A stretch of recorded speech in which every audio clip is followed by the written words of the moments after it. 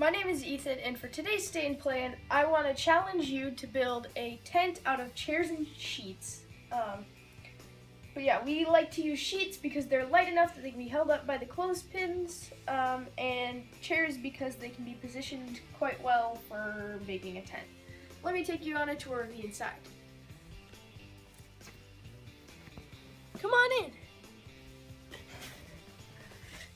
You can use any sort of padding on the ground, or you can just sleep on the ground for when you're sleeping in here, if you want to sleep in here.